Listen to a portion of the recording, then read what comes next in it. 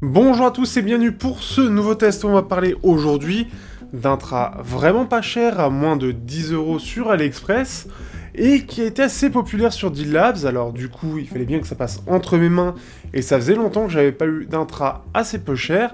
On va parler des TRN MT1. Ce sont des intras monodriver, et ce sont un peu l'entrée de gamme de chez TRN, et qui a eu beaucoup d'éloges sur Deal Labs, comme dit précédemment, même face à KZ et ses KZ EDX. Test qui paraîtra prochainement avec les EDS, mais on en parlera déjà dans ce test plutôt court, mais j'essaierai d'être complet.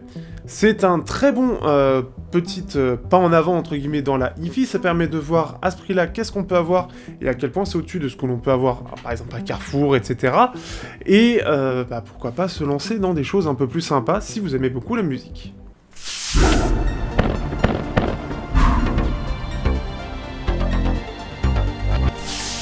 Au niveau du design, on a tous les avantages que proposent les intras plus haut de gamme de chez TRN, c'est-à-dire qu'on a déjà un design qui est assez classique dans cette gamme de prix, mais qui est totalement transparent, c'est quelque chose que j'apprécie pas mal, pour le coup, et qui, dans sa version grise, est vraiment très visible, hein, parce que dans certaines couleurs, ça l'est moins, et ici, donc, on peut voir ce modo driver de 10 mm, qui est pas mal utilisé après dans les intras plus chers, mais qui, cette fois-ci, couvre toute la fréquence.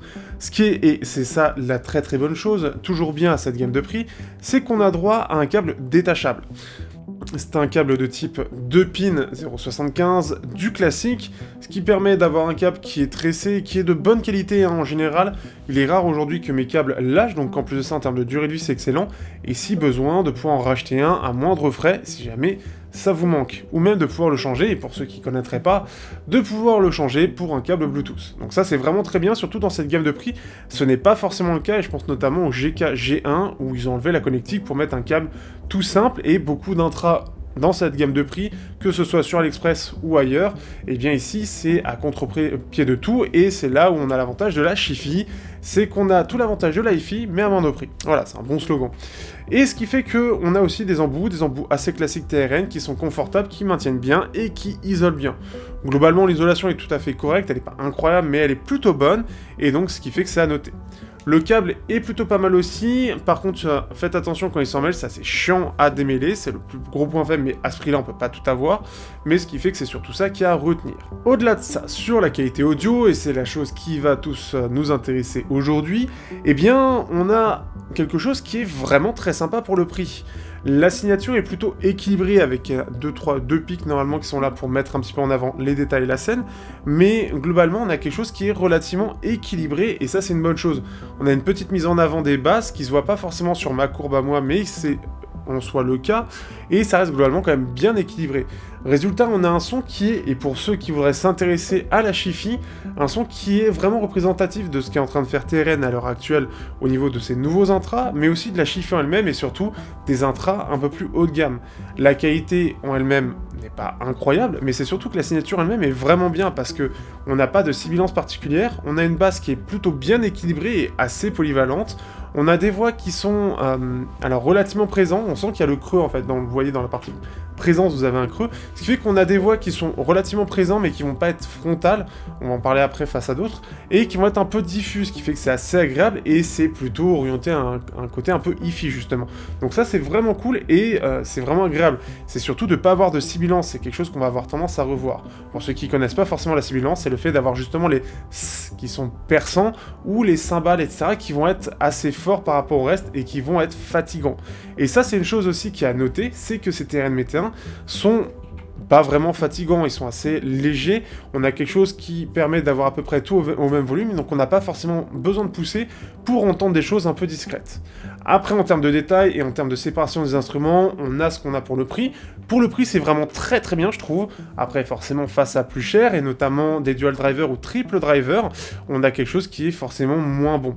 Ce qu'on va aussi retenir, c'est la dynamique qui est un peu écrasée, ce qui fait qu'on sent, et notamment dans les aigus, qu'il n'y a pas un énorme impact. On va l'entendre, ça va être un peu comme certains disent en anglais, et j'ai pas le terme en français, donc un peu splashy, c'est splash. Si vous voyez un côté splash, bah, ça donne cet effet-là, c'est pas extraordinaire. Encore une fois, pour le prix, c'est vraiment très bien, et je trouve que la reproduction et le naturel de l'ensemble est vraiment pas mal. Par contre, sur du métal, ce sera clairement pas suffisant, on sent vraiment beaucoup les limites du driver, et on sent qu'il a beaucoup de mal à suivre, et qu'il n'arrive pas à rendre beaucoup de détails. Donc là, on va vraiment ressentir le manque. Mais ce sera très clairement au-dessus de la plupart des intras que vous trouverez partout ailleurs, et c'est surtout ça qui est important. Si on compare rapidement à d'autres, on va comparer au KZ EDX et EDS, qui sont en soi très proches, mais j'en parlerai dans un autre test.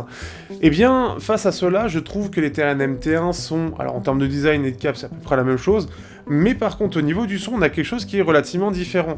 On a une signature un petit peu plus en V du côté des KZ, mais surtout quelque chose qui est au niveau des voix notamment, quelque chose de beaucoup plus frontal. Donc ce qui fait qu'on va sentir une énorme présence, et ça se voit au niveau des courbes, une énorme présence de la voix qui va être beaucoup plus mise en avant. Par contre, on a le souci d'avoir plus de sibilance. Ce qui fait que ça va être aussi plus fatigant et plus désagréable. En termes de détails, on est à peu près sur la même chose, peut-être un petit peu mieux du côté de KZ, notamment aussi grâce à la signature, mais ce qui fait que c'est, comme je l'ai dit, au détriment de la fatigue sonore, et ce qui fait que ça va être moins bien. Donc après, ça reste vraiment des choses différentes, j'en parlerai plus dans un test dédié. On va parler aussi des TRN ST1 qui sont des dual drivers. En gros, c'est un petit peu l'évolution, la gamme au-dessus des TRN MT1. On est donc sur un dual driver. Pour le coup, on a quelque chose qui est un peu plus dynamique, justement. On a un peu plus d'ampleur dans l'ensemble du son. On a quelque chose d'un peu plus naturel, un peu plus basseux aussi. Par contre, on a un petit boost dans les 10 kHz qui se voit plutôt bien, qui va être un petit peu plus fatigant quand des instruments vont taper dedans. On n'a pas de réelle sibilance, on a peut-être un petit peu plus, mais globalement, ça reste beaucoup plus qualitatif, on a une scène plus large aussi, on a quelque chose qui est plus dynamique, on a plus d'ampleur, donc on sent que ça s'exprime mieux, et on a plus de détails, et une meilleure séparation des instruments, ce qui fait qu'on a quelque chose qui est meilleur. Et ce qui fait que face aux TRN CS2, qui sont sortis il n'y a pas si longtemps, mais très peu testés, eh bien, les TRN MT1, qui sont pourtant moins chers, sont vraiment meilleurs. Les CS2 vont mettre un petit peu plus l'emphase sur la partie aiguë, et ce qui fait qu'on a quelque chose qui est plus agressif, qui est plus plat en plus de ça, puisque le driver n'est pas très technique, et ce qui fait qu'on a quelque chose qui est un peu désagréable, pas hyper naturel, un peu trop clair globalement, et beaucoup plus sibilant ou agressif, surtout quand vous voulez avoir un peu de basse. Et justement, et pour terminer ce test, que dire de ces TRN MT1 ?